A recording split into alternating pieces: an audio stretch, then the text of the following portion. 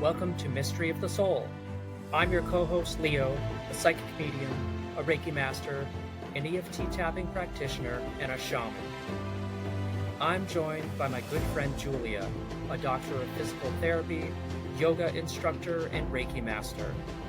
Our podcast explores the depth of the soul, the spiritual, and the supernatural.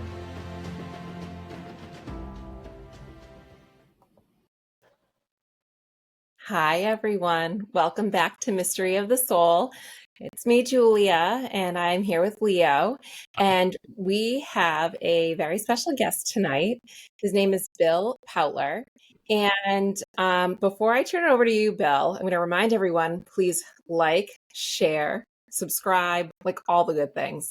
So, yes, Bill, I would love to turn it over to you. Welcome to the show. And if you want to just take a moment and tell everyone a little bit about yourself, that would be wonderful. Okay, thank you. Thanks for having me, Leo, Julia, appreciate it.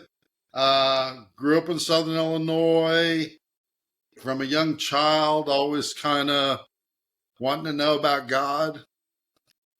You'll see me cry during this. I have the gift of tears. That's a whole nother story. Went to college, got crazy. Been married twice, divorced twice, got 6 kids, flown hot air balloons, sailboats, a bicycle, a motorcycle.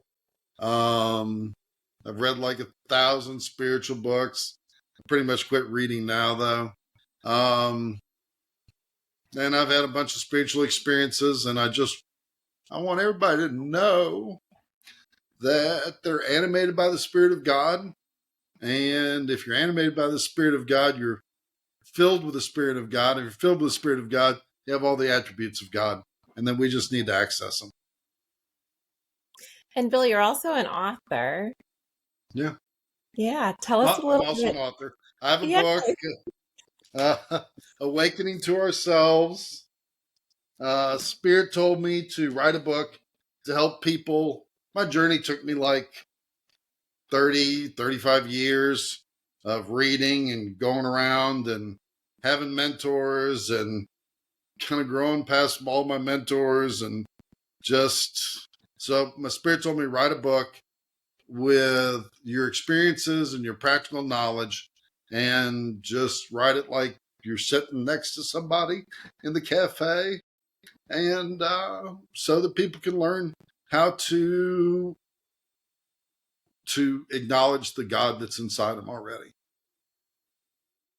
So, Bill, how did Spirit get your attention to tell you that you needed to write this book? Wasn't anything. Spirit has got my attention in a lot of different ways in my life, but it was just subtle. It kept repeating. It was a repeating pattern. You need to write, not even you need to write a book. It's just that, like, I need to write a book. But it just never went away. That nudge. It's that simple. Right. What? That nudge. Yeah, it was a nudge. Yeah. It's the nudge. And you're also the founder of Sage Life. Yes. And that's the platform, spiritual awareness, growth, and enlightenment. Yes. Talk to us a little bit about that. I'm interested about that too.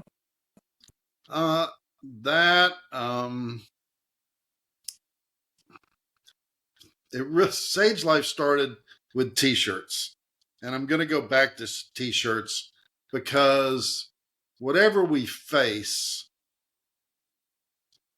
I mean, that's where we're putting our energy, and that's our message.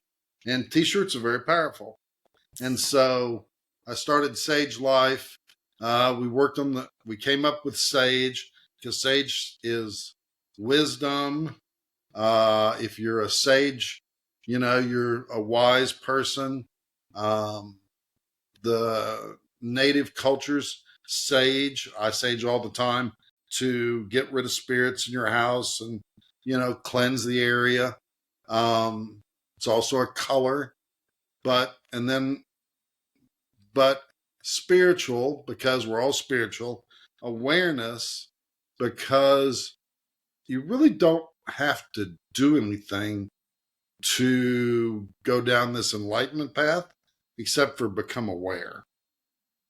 And so then it's growth, because we're all growing in consciousness continuously. We're not the same people we were yesterday, right? And then enlightenment is simply we're filled with light. It's like that song about the bushel basket, the little candle. You take the bushel basket off, right? So we're already filled with light. But when we come into this world as a baby, our souls are perfect, okay? They're just shining bright. But they get lacquered with mud of all these false beliefs and traumas and just, I mean, can name them all, right? And then by the time you're about 6 or 7, your soul starts to get a little darker because that bushel basket keeps get put on it. So the walk to enlightenment is literally a walk of subtraction. It's a walk of subtracting the world, of subtracting your false beliefs, of taking away everything that keeps you from shining. That's it. I love it. Was when I was a kid, we would sing "This Little Light of Mine." This little light of mine, I'm gonna let it shine. Little light of Yeah. mine. Hide her under a bushel. No, I'm gonna let it shine. That's right. Exactly. That's the song. I can't even think of it, but that is the song. That's awesome. Yeah, no, it's so funny. It was like that. When you said that, I was like immediately like, oh, this little light of mine. What's your first like memory of feeling in like just having that moment of like, this is spirit? This is spirit.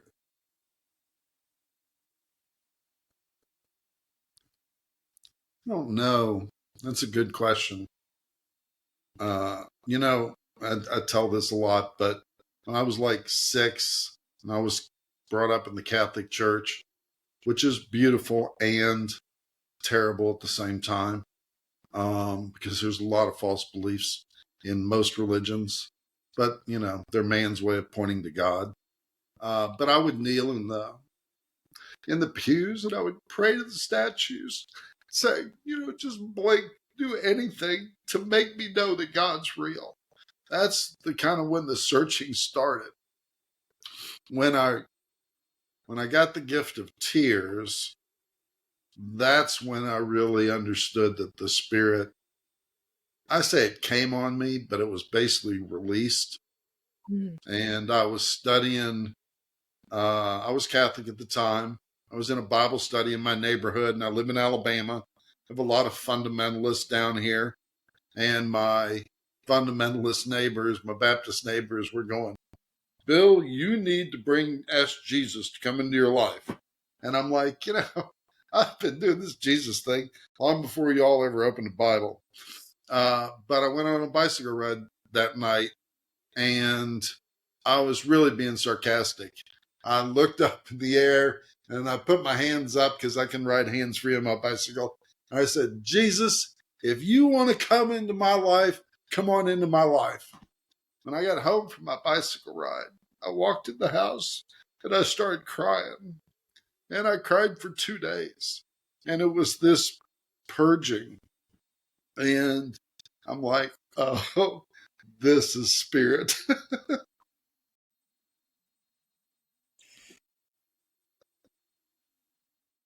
I cry a lot. Good. It's healthy for you. My kids, anytime we watch any kind of movie, I mean, like anything, they're always like, Mom, are you crying? I know. Bill, along the way, along your journey so far, has there been anything that has challenged your faith? Challenged my faith. I mean, everything's challenged my faith. I mean, this thing got real super serious. I mean, I was married to my second wife. I had a couple kids. had a company, and I started a book club in the Catholic Church. And then I started my book club got to the point where we were stepping out of Catholicism. So I had to take my book club out of the Catholic Church.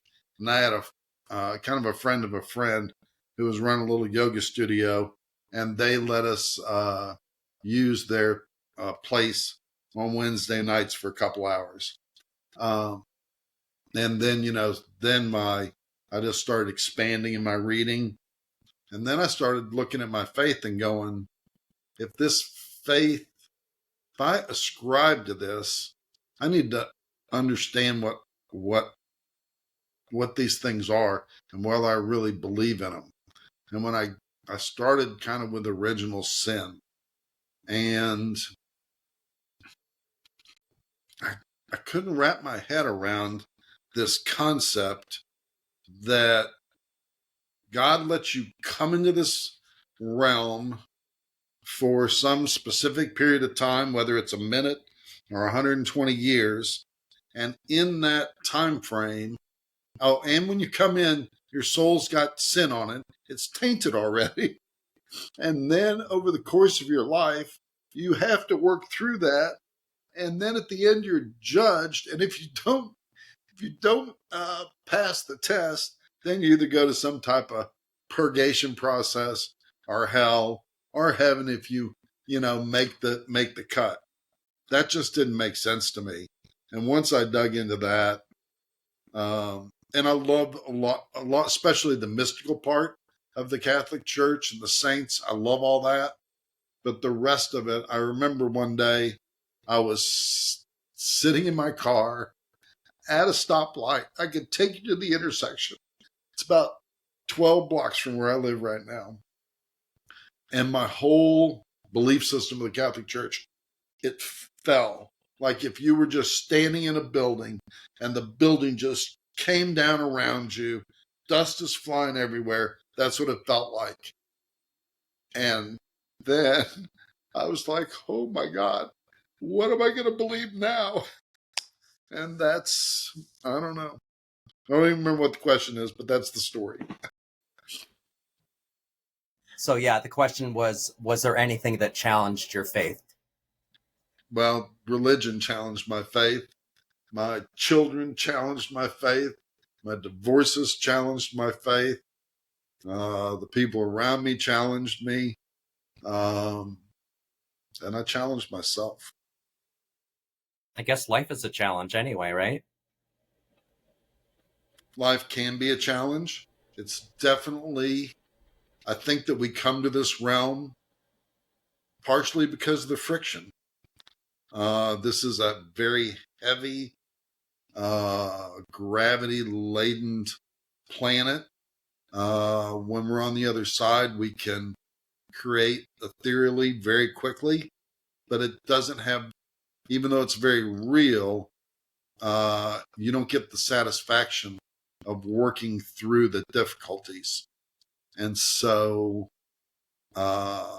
that's why we come to this realm, is to co-create with God and to create in friction so that we can feel the depth of God. What do you think about the thought that if we are light, we have to be able to experience darkness in order to fully appreciate and like emerge into, like, become the light? Like, what if that's part of it? Is that in order to like kind of fully sense it, like the lightness and the dark? Like, I feel like it's all balance. And I remember at one point I'd been through some really tough things, and I said to my mom, I was like, I think I'm a good person. Like, I believe in God. Like, I think I'm a good person. I try to do good things. I try to be kind to others, and all the things that you're supposed to do. I said, and these like horrible things happened to me. And she just simply said, she was like, Julia, how are you really fully going to truly appreciate the light without experiencing the darkness? And Yeah. like that's stayed with me. I mean, that was years and years ago, but that's kind of stayed with me. And I'm kind of Yeah. curious, like we were talking about the bushel and the light. Well, one is, I tell you, your mom's a very wise person. She is. Uh, I have shoes to fill. um, so the Garden of Eden story, okay? Uh, that is the equivalent of being in God consciousness, right? All your needs are taken care of. Everything's perfect. Obviously, it's a story, okay? I mean, some, some people, some Christians think that's real stuff, but it's a story, okay? Um, and God says, don't eat of this tree, right? Um, otherwise, you'd be like me, I think, or something like that. Uh, but Satan says to Eve, don't you want to be like God? Okay. Well, Satan actually, Satan as the snake, God is symbolized as a snake all through our cultures. The Ouroboros, is that the right word? The infinity snake. So this was God saying, hey, you are here, but if you want to really know who I am, you have to leave this consciousness, right? This Garden of Eden. And so anytime we choose to leave the consciousness of God and come into bodies or other realms or whatever, um, then there's a veil, there's a separation. And that's how we can experience the power and learn how to co-create. I say a lot of times that, you don't give your 16-year-old child who just got their license the key to your Corvette, right? And when we come into this world, we master our spirits. Jesus had disciples. They're called disciples because they're disciplined. And we have, in this world, we have emotions. We have to, our spirit, decides what we want to, if we're listening to spirit, what we're going to create. Then we have to use those electrical impulses and those thoughts. And then those thoughts come through our mouth as words, as energy. And then we create with our hands. And that's a really slow process.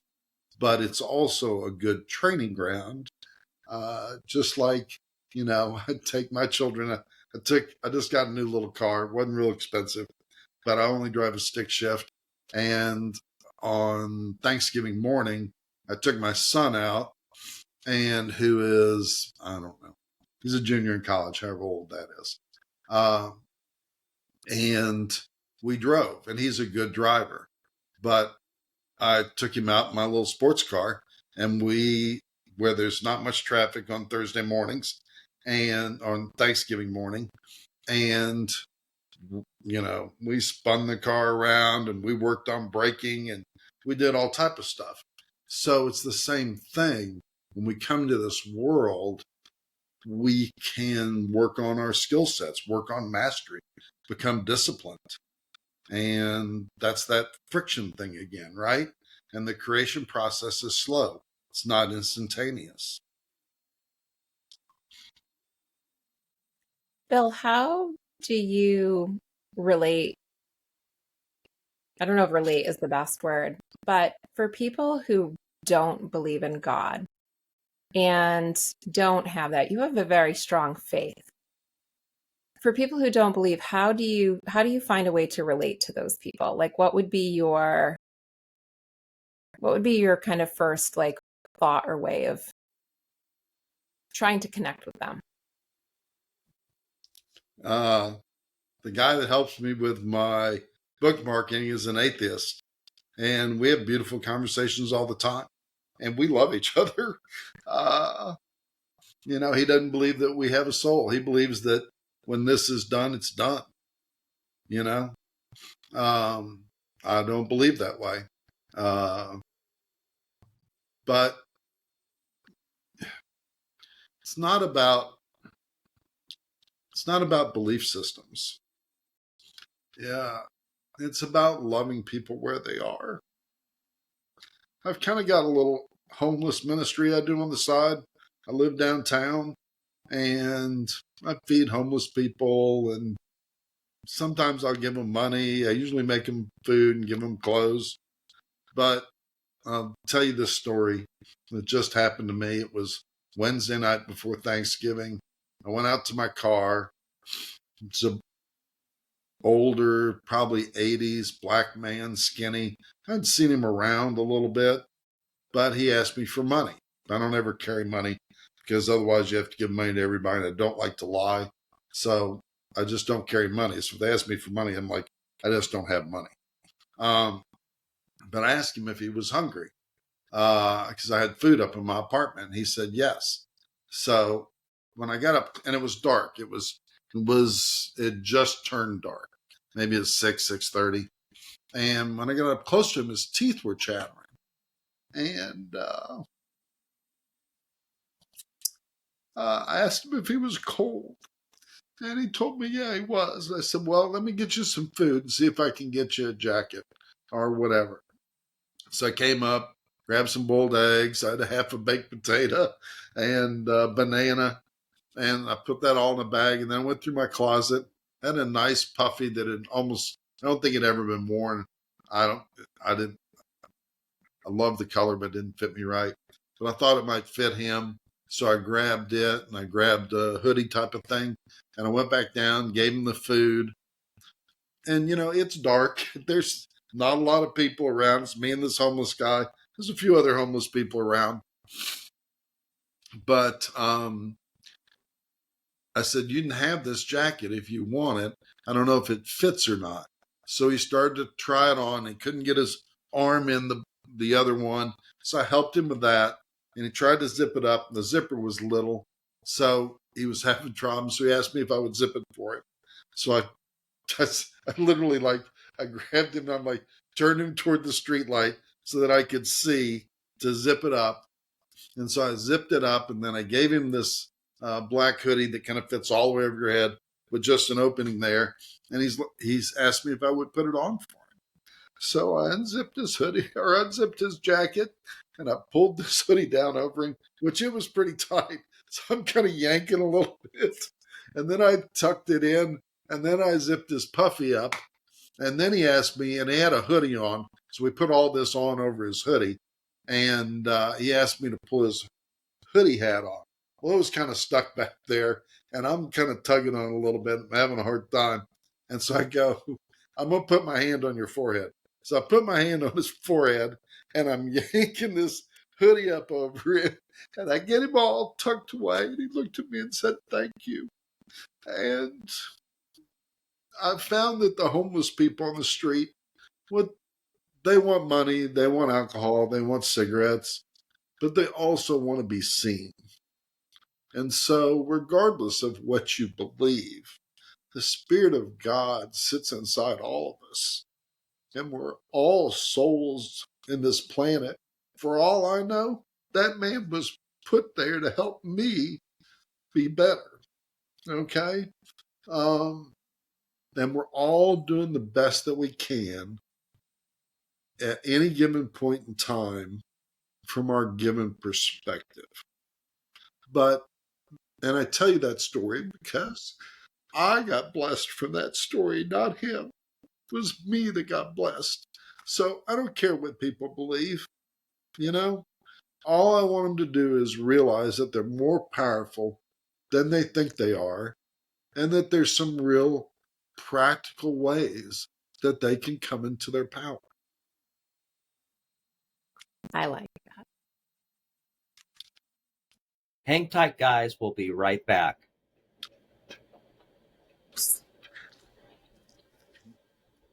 So, Bill, Thank you for that Yes, sir. story.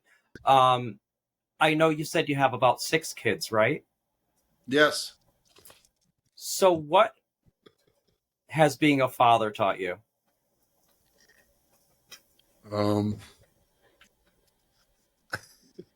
Edgar Casey. Y'all know who Edgar Casey is?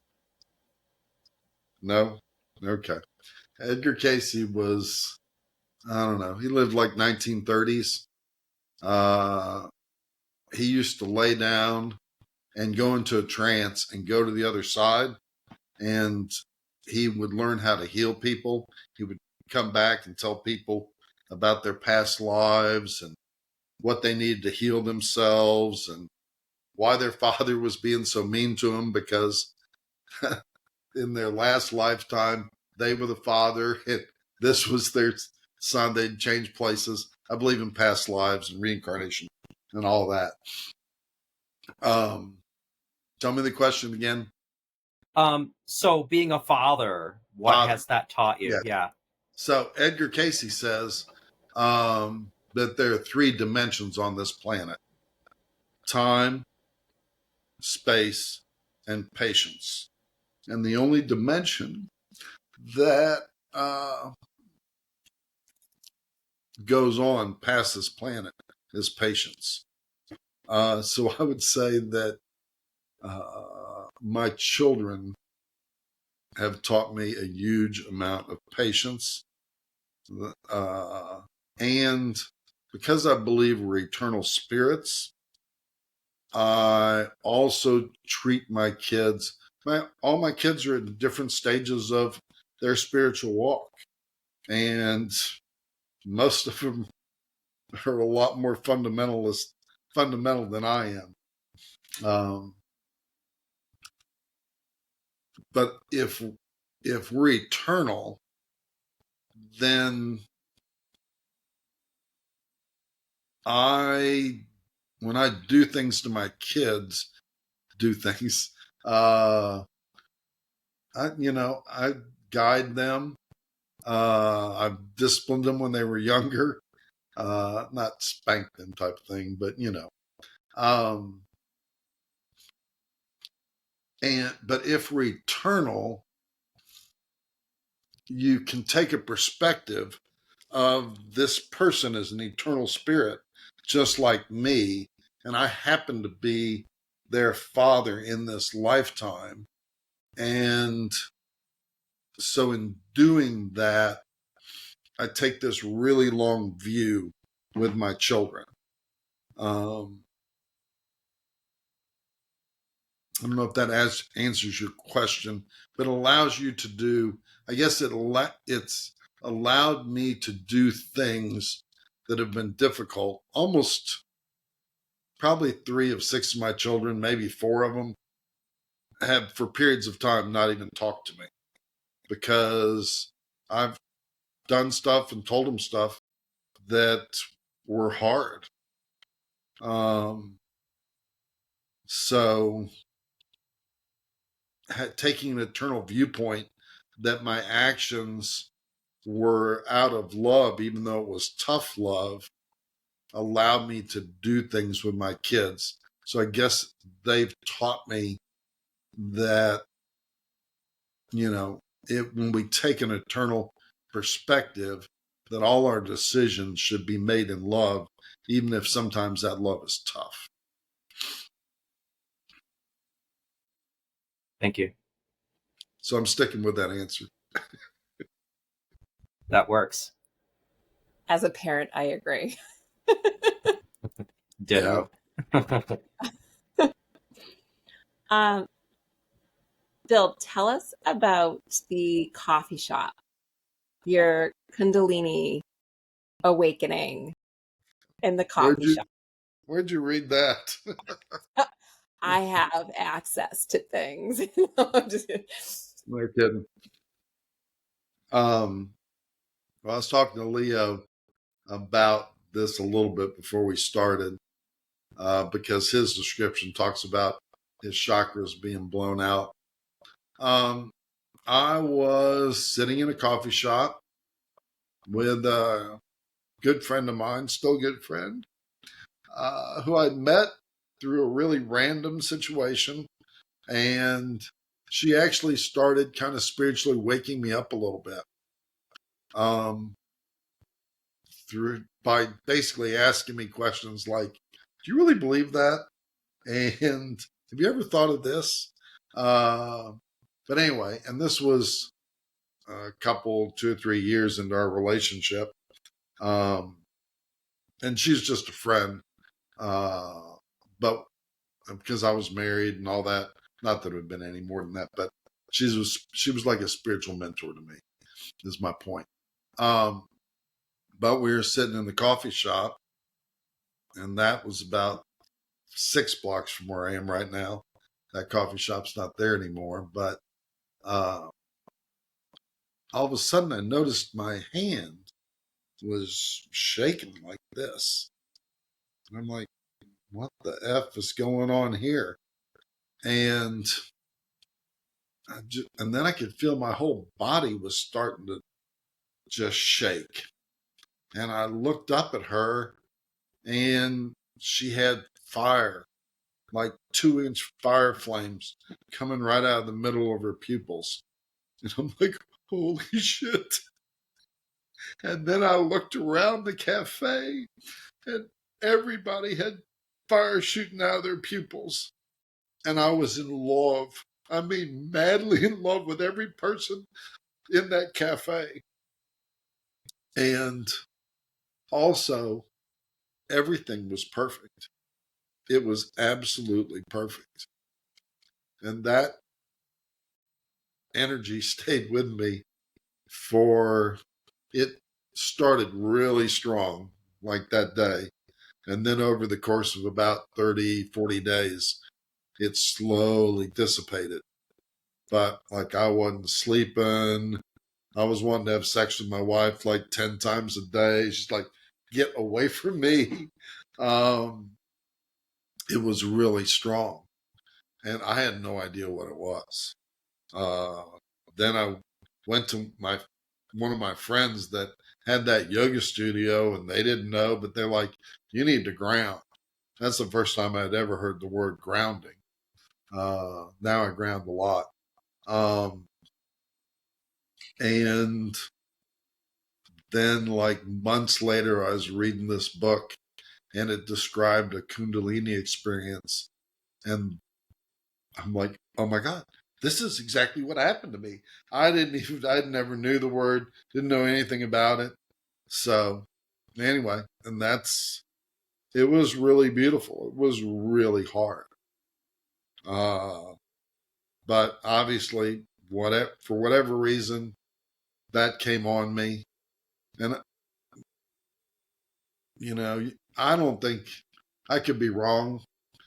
I think we have spiritual experiences. I don't think that you can bring them on yourself. You can get yourself to a point, but at least in my experience, sometimes they just happen to you. And I don't think you ever know why at the time, but then as you look back at them, you go, oh, well, that makes sense because now I'm here at this point in my life.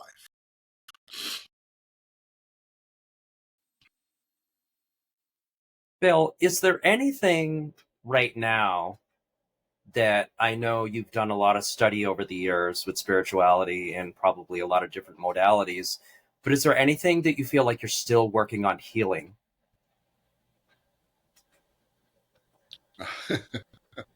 2025 was a big healing year for me. I've always been a people pleaser. I'm a Cancer. I'm very fatherly, motherly. Always try to make the peace. People fighting this doesn't make that much sense to me. But and I realized that some of this I got from my parents were beautiful people. My dad's still alive. But they had their problems like everybody else. And he's a very strong Capricorn, very driven. I call him a force of nature. He's 94 right now. Just buried his second wife, my stepmother, in the last month. And okay, tell me the question again. Is there anything that you feel like you're still working on healing? Oh, still working on. So I've worked on my people pleasing a lot this year, and I kind of went back to the Bible when Jesus says, "Let your no be no and your yes be yes."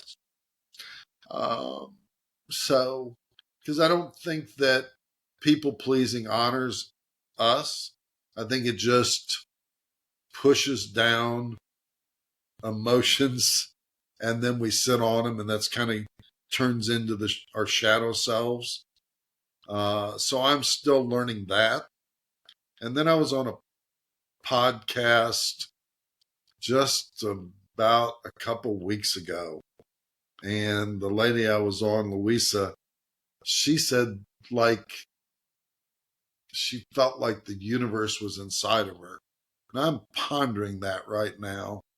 And I'm trying to look at it. I try to change my view of things quite a bit. I believe awareness. This is actually a chapter in my book. Awareness is the beginning of change.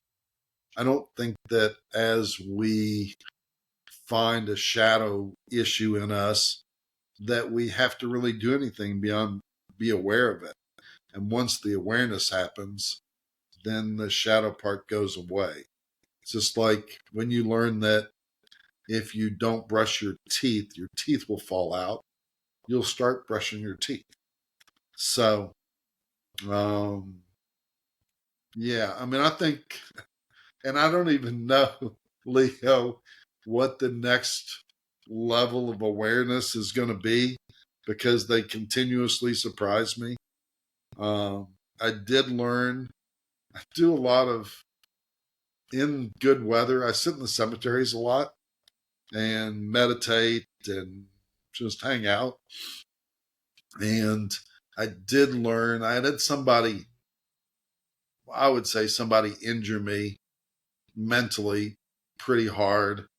And I started thinking about forgiveness, like that person,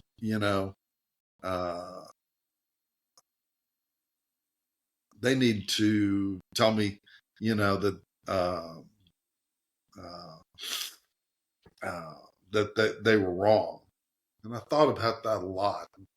Thought about the word forgiveness, and I think Spirit told me this too. But the word forgiveness, for means in front of, like the fore of a boat is in the front, the aft's in the back. And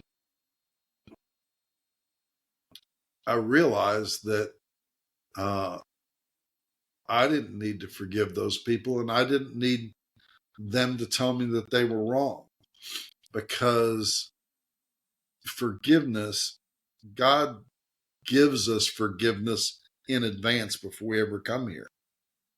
We can do whatever we want. Those things may have negative effects and they may have positive effects, but regardless, we've got free will. And so he has given us the opportunity to do whatever we want to do without judgment. We will judge ourselves on the other side, but we're not judged by anybody. So I don't know if that answers that question either, because I don't even remember what the question was. That's okay. That's okay. Thank you.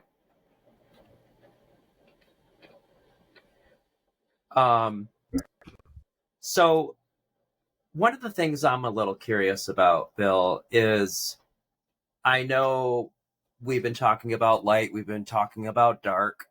Has there been any scary situations where you feel like you've been in spiritual warfare?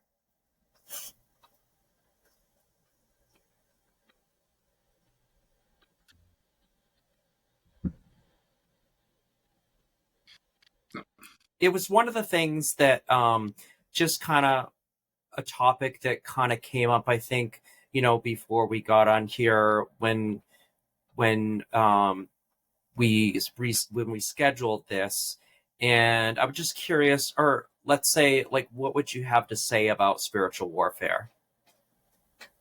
I don't know. Is it something, do you believe, is it something that's real? Is it something that we need to worry about? Is it something we need to be aware of? Do you have a thought about that? I mean, I don't think a lot about spiritual warfare. Okay. I believe this. I believe if you are completely acknowledging the power of your spirit, and you don't give your spirit away to anybody, then you don't have to worry about anything that would be evil. And in fact, I define evil spelled backwards as live. So kind of when I make decisions, I try to always look at all my decisions and make them in love, because the opposite of love is evil, which spelled backwards is live. So evil is the antithesis of life. So you're either always giving life or you're not giving life or taking life away. So, and that's kind of how and love falls in that for me too. In when I'm dealing with somebody and have to make a decision or anything, am I doing it out of love and giving life, or I'm doing it out of evil and taking away life or not giving love? But as far as spiritual warfare, I think as long as you stand inside your spirit, and you don't give your power away, I don't think anything can affect you. The only spiritual warfare that you do, if you want to call it spiritual warfare, is with yourself. I like that answer. Thank you. What do you think would be a way that you would either recommend or help people to kind of find a way to integrate spirituality into their daily life in a very practical way? Well, the first one is what I just told you about making decisions. That's a very practical way to integrate spirituality into your life. Every time you make a decision, you go, is this bringing love? Okay. I was kind of on the fence about whether I was buying a new car here a little bit ago. I wanted to put some safety features in my car because my dad's deep in Florida and it takes me 12 hours and I'm having to make that drive. I love to fly, but I don't even have a passport or a star driver's license right now because I feel like cattle when I get on an airplane. It drives me a little crazy. So I drive everywhere. And I just said this process of buying a car, it started on a Saturday morning and it finished on when I went to the dealership on Monday. But when I went to the dealership on Monday to look at this car, I just said, I'm just going to watch whatever happens. If it flows, it flows. And if it doesn't flow, that's okay. So what ended up happening was I love the car, but I ended up having a gorgeous, deep, spiritual conversation with the sales guy, like a half hour. And he at the end, he gets up and he hugs me and he says, I don't ever hug anybody. And then I went into the finance department where they try to sell you these very expensive warranties that are unnecessary. And I just kept telling the guy, I'm not buying a warranty. And he kept lowering his price and lowering his price. And I was really nice to him. And then he said something, and then I said something. And then we went into a spiritual conversation. And then he and the salesman that he told me some stuff. He said, I don't ever tell people stuff like this. And then in the finance department, this guy's like, well, this is actually happening, and I haven't told anybody this, and I'm in the middle of this and that. And so he ended up hugging me, and I'm crying the whole time, but it was just a beautiful experience. And so I don't know what the question was again, but it's that unfolding and trusting of your spirit as you walk through life. If you pay attention, your inner spirit knows what you're supposed to do and not do. So apparently it wasn't about the car that day. The it universe wasn't. brought you guys together for a reason. Yeah, exactly. That's the way I look at it. Some people think, I'm just crazy. And Julia, you said you cry sometimes. My kids go, don't let Dad pray, because I always start crying. So, Bill, I know you talked about, practicality with spirituality and it being about making decisions. What would you say about discernment? About discernment.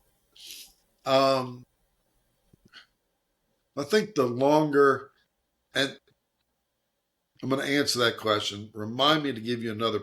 I now know what the last question was practical ways. I've got some other practical ways.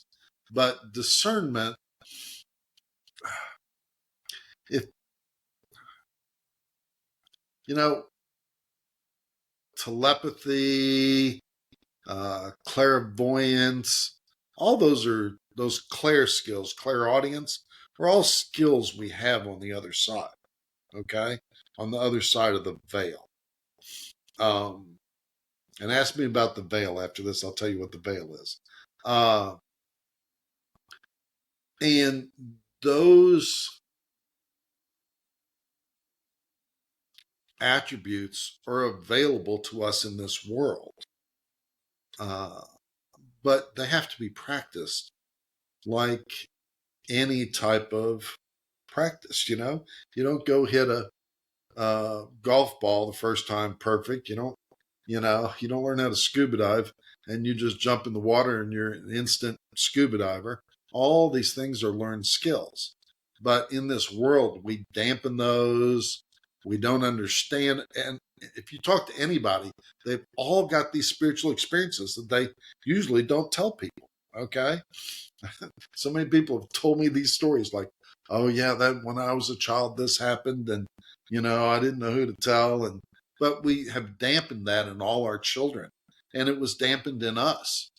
And so, tell me the one word that you asked me. Discernment. Discernment. So we have to, as we tune into our spirits, okay, and I like to think about it as being aligned, like our crown chakra open all the way up and through, and you start playing with this. When you start thinking about somebody and then you get a phone call, or so many times I'm gonna walk out of my apartment and then I go, no, I'm gonna go do something else, and then I run into just the right person. All those things happen. So when you stay in tune with your spirit knows truth. Okay. You know truth. We all know truth. We can feel truth. You can feel when somebody's not telling you the truth. You can feel when you're not telling yourself the truth. So discernment is just about acknowledging the truth inside yourself based off of the given situation that you're in. And so you just follow your truth. So you mentioned you had some other examples of practical spirituality, and you also mentioned you wanted to talk about the veil, whichever you want to start with. Okay. Practical. Another chapter in my book is about pain. Okay. And here's another good way to, very practical, how to sharpen your spiritual skills, or not even sharpen your spiritual skills. That sounds very worldly. To stay in tune with your spirit inside you, right? And that is, every time you have pain, somebody says something to you that you think is ugly, okay? And it may be ugly, but it causes you some type of psychological mental pain, right? Your boss says, come meet me in my office at 1 o'clock, and it's 11 o'clock in the morning. You think, oh my God, I'm going to get fired or something, but anytime you have pain, you take that moment of pain and look inside yourself and see what belief system you have or what fear you have that's causing that pain, because you're the only one that can give your peace away. Okay. That's another important thing to remember. People get all agitated. It's not what happens on the outside. Well, what happens on the outside is the trigger, but it's you that give your peace away, your energy away.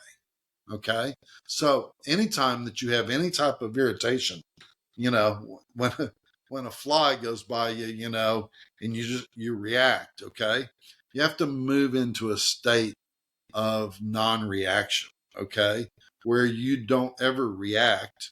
You step back, you take a pause in your mind for a second, and you choose whether to act or not, okay, because we all have free will choice at some level, which that's a really deep discussion we won't do today.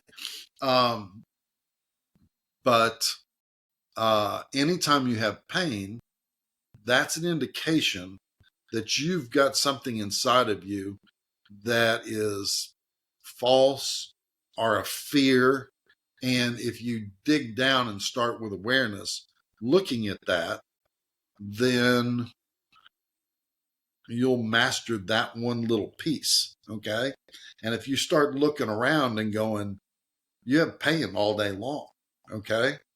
And you start looking at those pains one at a time and looking at them with awareness, and they start to dissipate, and then you get peaceful. Okay. So if you do this love decision thing, I'm giving life and love, or I'm not giving life and love, and you're looking at every pain that you have whenever you have pain, and you start working on those with awareness. And when I say with awareness, I used to get, I've got a lot of feelings. I've got big emotions. And I used to get depressed or sad, but I've realized that, like, sadness is just like a cloud. It floats in, and over time it floats out. If you look at what's not what's triggering you, but the triggers inside of you with awareness, they'll just float away and dissipate. And so that's the other thing that you can do. And then, obviously the practical things that everybody tells you, but it's really hard. It says in the Bible, and I'm not a big, I love the Bible, but I'm not a big Bible thumper. But it says, do not conform yourself to this world, but be transformed by the renewal of your mind, that you may know the perfect, pleasing will of God. And if God's inside of you, then you're learning the perfect, pleasing will of yourself, okay? But renewal is to make new again. So you're making your mind new again, and you're reprogramming your synapses and your neural network to be more in alignment. So. And then if you want to talk about what you had to say about the veil. Oh, the veil. I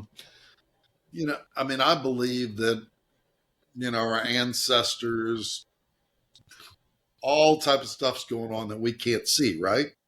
because coming into this world is like coming into a game. Okay. You're veiled from the outside world. There are these rules here. There's other people. Okay. There's all type of stuff going on. So we're veiled from the greater, call it afterlife, God consciousness. And what veils us are our bodies, because an eagle can see 3 times further than we can. A dog can smell better. Okay. We visually can only see part of the light. So our bodies are actually our veil from seeing everything. And that's kind of cool. I've never heard that. No, that's a very unique explanation. Yeah. Yeah. Spirit gave me that. It took me a long time to come up with that. Did you have anything else, Julia, that you wanted to ask?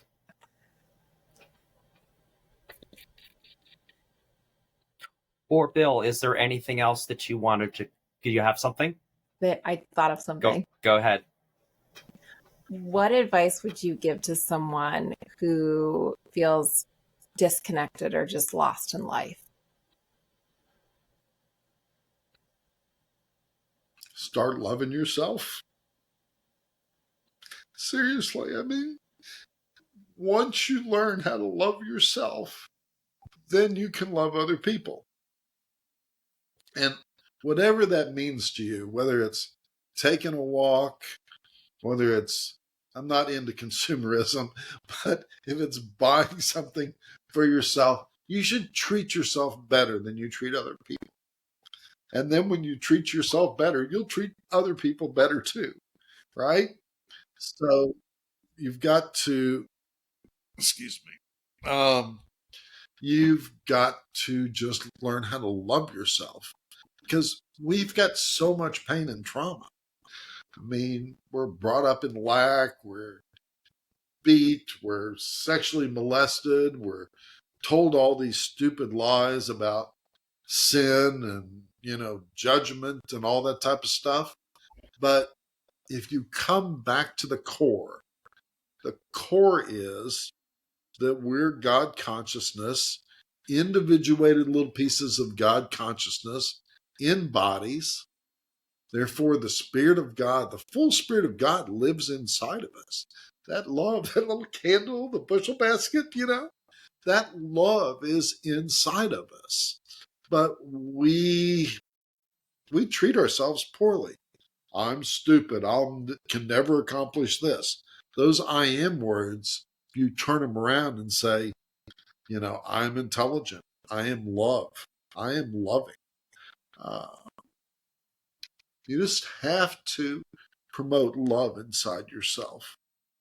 And when you do that, then your life will start to change. I think that's a great way to kind of leave the listeners with. Yeah. I would think, Bill, Julia, I think that's a great message. I do too. Bill, how do people reach you and contact you if they want to work with you at all? Sure. I don't really work with people. And I do have one thing to say at the end of this too. Yeah. And that is, I've got a YouTube page that I just started about maybe 90 days ago. Still a little rough, but over time it will get better. And that page is called Sage Life with Bill. My website will ultimately be sagelifewithbill.com, which you can get there that way too. But awakeningtoourselves.com, which is my book, will take you there. Perfect. And you can buy my book on Amazon. But I'm currently in a 60-day sabbatical. But for the last year, I've been writing a weekly story. My weekly story takes me anywhere between 4 and 8 hours. And it takes about, 7 to 10 minutes to read. But like the things that I've talked about today and my personal experiences, I write in those stories. I think they're quite beautiful, many of them. Get a lot of good feedback, and those are free. You just go to my website and sign up. You'll get those in your, when I start back up after my sabbatical, you'll get those in your email every week. And you can also on my website, you can email me, ask me any questions you want to, and obviously on my YouTube page, I answer all my comments or comment on anybody that makes any comments on my YouTube page. So that's how to get in touch with me. And I always like to end my podcast this way, and that is a lot of times in the spiritual world, we use the word namaste, but a lot of people don't really know what that word means. And the literal translation from the Sanskrit means that the divine in me honors the divine in you. And so I would say to Julia and to Leo, the divine in me honors the divine in you, and the divine in us honors all our listeners. Well, thank you very much, Bill. Thank you for talking with us today. This was an awesome conversation, and I know we can and our listeners will feel the love emanating from you. So till next time, guys, thanks for tuning in, and don't forget to tune in, follow, like, and subscribe us, and have a great night.